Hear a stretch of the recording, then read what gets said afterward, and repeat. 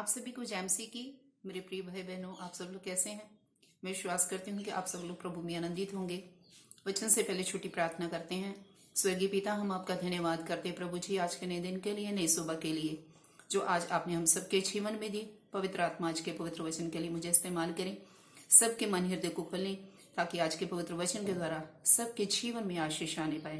प्रभु यीशु मसीह के नाम से इस प्रार्थना को मांगते हैं, आमीन आमीन, हालेलुया। परमेश्वर के प्रिय लोगों, आज का प्रभावशाली वचन लिया गया है। मेरे साथ यूहन्ना के सुसमाचार की पुस्तक निकालिए, उसका 4 अध्याय और उसकी 24 आयत। परमेश्वर आत्मा है और अवश्य है कि उसकी आराधना करने वाले आत्मा और सच्चाई से आराधना करें। हालेलुया। परमेश्वर के लोगों, बहुत से लोग ऐसे हैं जो परमेश्वर की आराधना करना तो चाहते हैं लेकिन वो कर नहीं पाते। वो कहते हैं कि हमसे परमेश्वर की आराधना नहीं होती।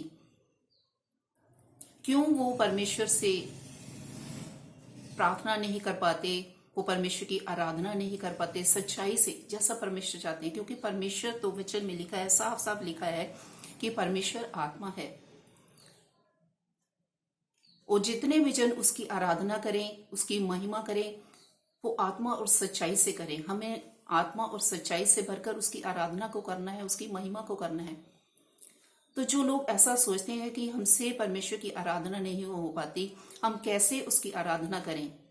परमेश्वर के लोगों, वो लोग जो परमेश्वर की आराधना करना तो चाहते हैं, सच्चाई से करना चाहते हैं, लेकिन वो कर नहीं पाते क्योंकि वो अपनी इच्छाओं से भरे हुए हैं। उनके मन में बहुत ही बुरी चीजें भरी हुई हैं।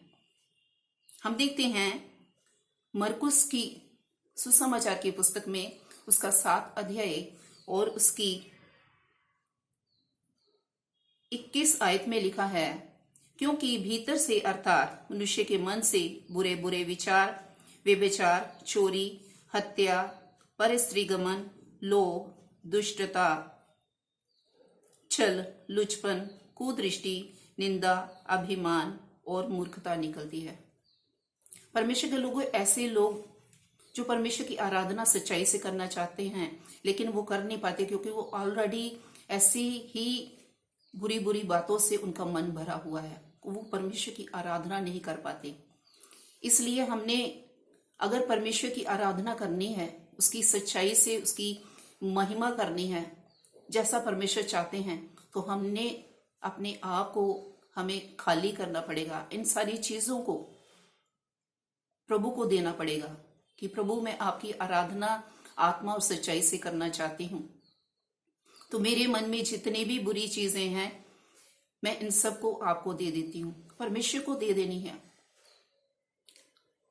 और जब आप ऐसा करेंगे, अपने आप को प्रभु को आप समर्पित करेंगे